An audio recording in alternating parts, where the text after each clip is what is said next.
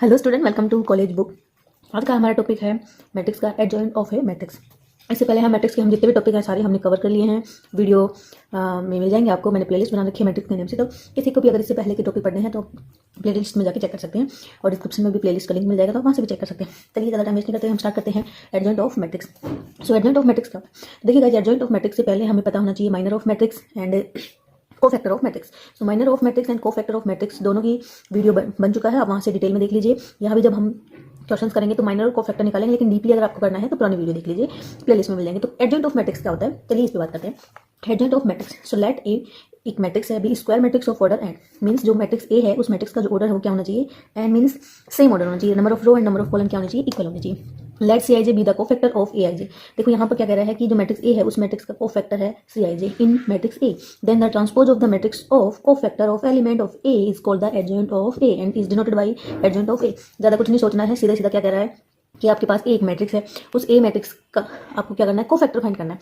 Cofactor find करने के बाद कोफैक्टर से हम एक मैट्रिक्स बनेंगे, उस मैट्रिक्स का हम क्या करेंगे, ट्रांसपोज करेंगे। ट्रांसपोज क्या हो जाएगा, transpose is called adjoint of matrix. Clear. Transpose क्या होता है, मेन चीज़ यहाँ पर यही है, आपको कोफैक्टर भी आता है, माइनर भी आता है, पर ट्रांसपोज क्या है, ट्रांसपोज होता है कि कोई भी जो मैट्रिक्स है हमारे पास उस मैट्रिक्स का रो कन्वर्ट करेंगे कॉलम में, कॉलम कन्वर्ट टू रो। अब यहाँ पे देख लो आपके सामने ये मैट्रिक्स है, अब ये सिर्फ ए मैट्रिक्स है, अगर हमें सिर्फ इस ए मैट्रिक्स का ट्रांसपोज करना हो तो इस ए मैट्रिक्स का ट्रांसपोज क्या हो जाएगा, यहाँ पर आपके पास नंबर ऑफ रो और नंबर ऑफ कॉलम, ये हो गई 1 2 3 रो है and 3 column, number of column equals to 3 and number of column 3, तो 3 क्रॉस 3 ऑर्डर की मैट्रिक्स है। इस मैट्रिक्स का आपको ट्रांसपोज करना है। ट्रांसपोज के लिए क्या करोगे, ये जो रो है इस रो को हम कन्वर्ट कर देंगे कॉलम में, इस रो को कन्वर्ट कर देंगे कॉलम में, कॉलम को कन्वर्ट कर देंगे रो में, means row convert to column, column convert to row, it's transpose. और एडजॉइंट में क्या हो जाएगा, पहले आप कोफैक्टर फाइंड करोगे, कोफैक्टर फाइंड करने के बाद उसको मैट्रिक्स में कन्वर्ट करोगे, देन आप क्या करना है, उसका ट्रांसपोज करना है। It is called adjoint of matrix. इसको आप ऐसे भी लिख सकते हो जैसे कि adjoint of A equals to C I J. C I J क्या है, ट्रांसपोज है। इस सी आई जे मैट्रिक्स का क्या कर दोगे, ट्रांसपोज कर दोगे। ये क्या हो गई, ये हो जाएगा आपके सामने एडजॉइंट ऑफ ए। ठीक है, एडजॉइंट ऑफ ए क्लियर। अब सी आई जे क्या होता है, सी आई जे मीन्स यहाँ पर आप इसको ऐसे लिख सकते हो C11 C12 C13 C121 C22 C23 and C31 C32 and C33। ये होगी मैट्रिक्स का, ये होगी क्या, ये तो आ गया हमारे पास सी आई जे, यानी कि कोफैक्टर निकल गया। बट हमें क्या करना है, कोफैक्टर का ट्रांसपोज करना है, mean C I J, transpose of C I J क्या होता है, इट्स कॉल्ड एडजॉइंट। तो इसके लिए देखो मैं क्या करूँगी, सबसे पहले हम यहाँ पे क्या करने वाले हैं, आप क्या करोगे, देखो C11 तो ये तो एज इट इज रह जाएगा, बट C11 तो एज इट इज है, बट C11 ये है हमारे पास रो, इस रो को मैं कन्वर्ट कर रही हूँ कॉलम में, तो ये आ जाएगा C11 C12 एंड C13। यहाँ पे हो जाएगा C21 C22 एंड C23, ये हो जाएगा C31 C32 एंड C33। ये क्या हो गया, transpose of cofactor matrix. Clear. तो transpose of cofactor it is called adjoint of A. ये क्या हो गया, adjoint of A, it is called adjoint of A. Clear. अब हम इससे रिलेटेड क्वेश्चंस करेंगे। क्वेश्चंस में हम पहले माइनर निकालेंगे। माइनर से मैंने तुमको डायरेक्ट कोफैक्टर निकालना बताया था कि बस नेगेटिव और पॉजिटिव का डिफरेंस होता है कोफैक्टर और माइनर में, एंड कोफैक्टर फाइंड करने के बाद हम उसको मैट्रिक्स में कन्वर्ट करेंगे, देन हम उसका ट्रांसपोज करेंगे एंड देन एडजॉइंट फाइंड करेंगे। क्लियर। इंपॉर्टेंट टॉपिक है, एग्जाम में क्वेश्चन पूछे जाते हैं, इसलिए आपको ये चीज़ें आनी चाहिए। चलो करते हैं क्वेश्चंस। देखिए क्वेश्चन दिया है, find the adjoint of matrix A. ये जो गिवन मैट्रिक्स ए है, इस मैट्रिक्स का हमें एडजॉइंट निकालना है। तो सबसे पहले क्या करोगे आप, एग्जाम में भी अगर पूछा जाए तुमसे तो मेन चीज़ बेसिक है, पहले आप फॉर्मूला नोट करोगे। फॉर्मूला क्या दिया है, एडजॉइंट ऑफ ए फॉर्मूला क्या होता है, एडजॉइंट ऑफ ए इक्वल क्या होता है, ट्रांसपोज ऑफ कोफैक्टर। सबसे पहले नोट करनी है ये चीज़, मोस्ट इंपॉर्टेंट है। अब हम फॉर्मूले के अकॉर्डिंग पहले सी आई जे, अब C I J means cofactor. अब कोफैक्टर का फॉर्मूला क्या था, -1 इंटू अब I plus J multiply of M I J minor. ये दोनों फॉर्मूले नोट करोगे, देन क्वेश्चन स्टार्ट करोगे। माइनर निकालने के लिए सबसे पहले हम क्या करते हैं, एलिमिनेट करते हैं रो एंड कॉलम को। तो सबसे पहले ये देखो A11 A12 A13, ये A21 A22 A23, ये हो जाएगा A31 A32 A33। तो सबसे पहले ए हम फाइंड करेंगे M11 के लिए निकालेंगे।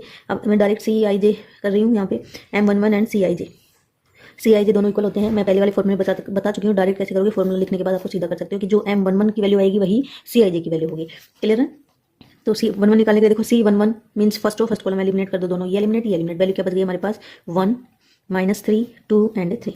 इनका क्रॉस मल्टीप्लिकेशन करेंगे, 1 और 3 का क्रॉस मल्टीप्लिकेशन 3 हो जाएगा, और जब इन दोनों का मल्टीप्लिकेशन करेंगे तो माइनस ऑलरेडी हर एक फॉर्मूले का माइनस तो प्लस हो जाएगा, ये आ जाएगा 3 × 2 6। कितनी वैल्यू आ गई 9, यानी कि C11 की वैल्यू आ गई 9। अब हमें M12 निकालना है। M12 की वैल्यू माइनस C12, माइनर के माइनर से मल्टीप्लाई कर देंगे तो C12 निकल जाएगा। C12 means first row second column, first row second column eliminate करो, ये एलिमिनेट हो जाएगा, ये एलिमिनेट हो जाएगा। इनको एलिमिनेट करेंगे तो देखो ये 2 -3 -1 और 3 बचेगा, क्या जाएगा 2 -3 -1 एंड 3। क्रॉस मल्टीप्लाई करेंगे, पहले इन दोनों का मल्टीप्लाई होगा, ये आ जाएगा 6, देन इन दोनों का मल्टीप्लाई करेंगे तो ऑलरेडी देखो माइनस माइनस तो प्लस हो जाएगा, बट फॉर्मूले का माइनस तो 3, वैल्यू कितनी आ जाएगी पॉजिटिव 3, बट हमें यहाँ माइनस माइनस से मल्टीप्लाई करना है तो -3 आ जाएगा।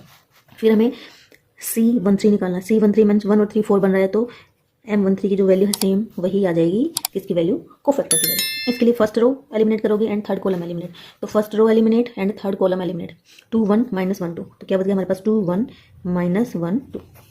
क्रॉस मल्टीप्लाई कर लो, जब दोनों का क्रॉस मल्टीप्लाई करेंगे तो ये आ जाएगा 4, इन दोनों का मल्टीप्लाई करेंगे तो माइनस ये है, एक फॉर्मूले का माइनस तो +1, ये वैल्यू कितनी आ गई 5, यानी कि कोफैक्टर C13 की वैल्यू कितनी आ गई 5।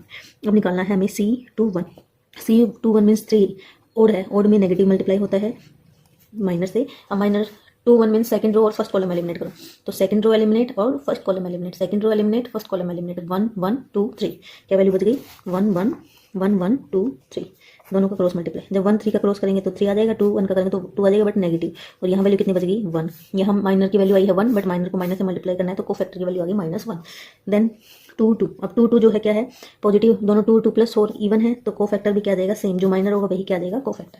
2 2 mean second row second column eliminate, तो second row second column eliminate, second row second column eliminate, बच गया क्या 1 1 -1 एंड 3, की वैल्यू बची हमारे पास 1 1 -1 एंड 3।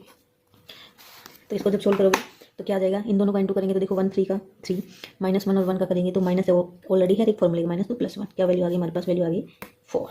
क्लियर।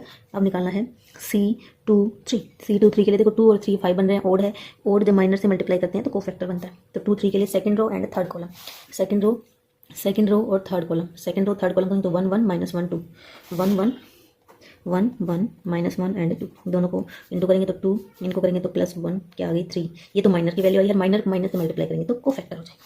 अब आपको फाइंड करना है C31, 3 1 4 बन रहा है, नंबर कौन सा आ रहा है, ओड है, सॉरी इवन है, तो माइनर जो माइनर होगा वही कोफैक्टर होगा। इसके लिए third row first column, third row and first column, third row first column eliminate करोगे तो देखो 1 1 और 1 -3, क्या बच गया 1 1 1 -3, क्रॉस मल्टीप्लिकेशन करेंगे तो -3 और इनका करेंगे तो -1, क्या आ गया -4, तो -4 कोफैक्टर और -4 ही माइनर है। अब हमें निकालना है M32 मतलब third row first second column, third row क्या करोगे, third row and second column eliminate, third row और सेकंड कॉलम, तो 1 1 2 -3 बच गया हमारे पास, क्या बच गया 1 1 2 -3, इनको क्रॉस करेंगे तो आ जाएगा -3, इनको करेंगे तो -2, वैल्यू कितनी आ गई -5 और 3 2 है हमें निकालना है, तो इसको हम मल्टीप्लाई करेंगे तब हमें मिल जाएगा क्या C32, तो यहाँ इसको माइनस से मल्टीप्लाई करेंगे तो ये बन जाएगा क्या +5। अब आपको निकालना है C33 मीन्स इवन है, तो जो माइनर 3 होगा वही कोफैक्टर आ जाएगा, यानी कि को माइनर की value as it is cofactor आ जाएगी। Third row third column eliminate कर दो, तो थर्ड रो और थर्ड कॉलम एलिमिनेट करेंगे तो 1 1 2 1, क्या बच गया 1 1 2 1 1 1 2 1, क्रॉस मल्टीप्लाई कर लो तो ये आ जाएगा देखो 1, इनका करेंगे तो -2, वैल्यू कितनी आ गई -1, ठीक है। ये क्या आ गया हमारे पास सारे के सारे कोफैक्टर की वैल्यू आ गई। अब हमें क्या करना है इन सभी नंबर्स को, अब देखो M11 C11 क्या था A11, C12 A12, तो जिस पोजीशन पे है उसके अकॉर्डिंग हम क्या बनेंगे मैट्रिक्स बनेंगे। मैट्रिक्स क्या आ गया हमारे पास CIJ मैट्रिक्स बन जाएगी। ये क्या बन जाएगी C11, तो C11 कितना है, C11 है हमारे पास 9, C12 कितना है -3 है, C13 कितना है 5 है, और फिर C21 है हमारे पास -1, C22 है 4, C23 है -3 एंड C31 कितना है -4। यहाँ आ जाएगा C32 की वैल्यू कितनी है +5 और C33 की वैल्यू कितनी है -1। ये आ गया हमारे पास CIJ। क्लियर। अब हमें एडजॉइंट निकालना है। एडजॉइंट का फॉर्मूला क्या था, adjoint of A equal transpose of CIJ का ट्रांसपोज करना है। ट्रांसपोज करने के लिए मैंने तुम्हें क्या बताया था, वही सेम। ये हमारे पास CIJ है, इसका जब ट्रांसपोज करोगे तो रो कन्वर्ट टू कॉलम और कॉलम कन्वर्ट टू रो। सो देखो ये हमारे पास रो है, रो को हम कन्वर्ट कर देंगे कॉलम में 9 -3 और 5, ये आ जाएगा -1 4 -3, ये आ जाएगा -4 5 और -1। ये क्या हो गया ट्रांसपोज ऑफ, इसका जब हमने ट्रांसपोज किया तो ये आ गया adjoint of A। Clear that. ऐसे हम निकालते हैं एडजॉइंट किसी भी मैट्रिक्स का। आप एडजॉइंट इजीली निकाल सकते हो अगर आपको माइनर और कोफैक्टर आता है। ज़्यादा नहीं है, आपको माइनर निकालना है। माइनर में हमें क्या करना है, माइनर की जो वैल्यू आएगी, अगर हमारे पास M11 means first row first column को जब ऐड करते हैं तो 2 बन रहा है, 1 + 1 तो 2 है इवन। अगर इवन है तो पॉजिटिव जो माइनर वही कोफैक्टर हो जाएगा। लेकिन अगर हमारे पास वैल्यू जो है ओड है, ओड मीन्स जैसे कि ये बन रहे हैं 3 2 है, 3 2 को जब हमने ऐड किया तो 5 बन रहा है। 5 का मतलब है कि जो माइनर की वैल्यू होगी उस माइनर की वैल्यू को नेगेटिव से मल्टीप्लाई कर देंगे तो कोफैक्टर मिल जाएगा उसी नंबर के अकॉर्डिंग, यानी कॉरस्पॉन्डिंग एलिमेंट जो होगा। क्लियर है। तो इस तरह आपको माइनर और कोफैक्टर निकालना है। कोफैक्टर निकालने के बाद आपको उसको मैट्रिक्स में कन्वर्ट करना है। कन्वर्ट करने के बाद आपको उसका ट्रांसपोज करना है। ट्रांसपोज क्या होता है, row convert to column, column convert to row. This is called adjoint of A। Clear. अगर आपको एक्सप्लेनेशन समझ में आया है तो आप वीडियो को लाइक कर दीजिए, चैनल को सब्सक्राइब कर लीजिए, ताकि जैसे ही वीडियो अपलोड की आपके पास नोटिफिकेशन आ जाए। मैं कोशिश करूँगी कि इंपॉर्टेंट क्वेश्चंस का इवनिंग में या फिर कल मॉर्निंग में एक BCA RTE के जो स्टूडेंट हैं उनके लिए इंपॉर्टेंट क्वेश्चंस और इंपॉर्टेंट टॉपिक, क्योंकि एग्जाम होने वाला है उनका, तो important topic unit wise important topic बताऊंगी। उन्हीं टॉपिक से रिलेटेड जितने क्वेश्चंस हैं उनकी प्रैक्टिस कर लीजिएगा, एग्जाम में पूछे जाएंगे उनसे रिलेटेड, क्योंकि अभी टाइम नहीं है आपके पास इतना कि आप सारा क्वेश्चंस या सारे टॉपिक जो अभी कवर करो। तो सिर्फ मैं जो बताऊंगी उनसे रिलेटेड आप सारे टॉपिक जो है टॉपिक बताऊंगी, टॉपिक से रिलेटेड जितने क्वेश्चन आप प्रैक्टिस कर सकते हो, कर लेना, आपको प्रॉब्लम नहीं आएगी। हाँ, मैथमेटिक्स है तो सेम है, जरूरी नहीं कि सेम जो है क्वेश्चंस मिले, डिजिट चेंज रहेंगे, लेकिन आपको टॉपिक वही मिल जाएगा। क्लियर? तो कुछ भी पूछना हो और आपको मुझसे आपके मार्क्स से रिलेटेड, ग्रेस मार्क्स से रिलेटेड, पासिंग मार्क्स से रिलेटेड, आप मुझे कमेंट कर सकते हो। आप कोशिश करूँगी आपके सारे जवाब दे सकूँ। और वीडियो पसंद आए तो बस वही कहूँ मैं, तो लाइक कर दीजिए और चैनल सब्सक्राइब नहीं किया तो सब्सक्राइब कर लीजिए। मिलते हैं नेक्स्ट वीडियो में। Thank you for watching guys.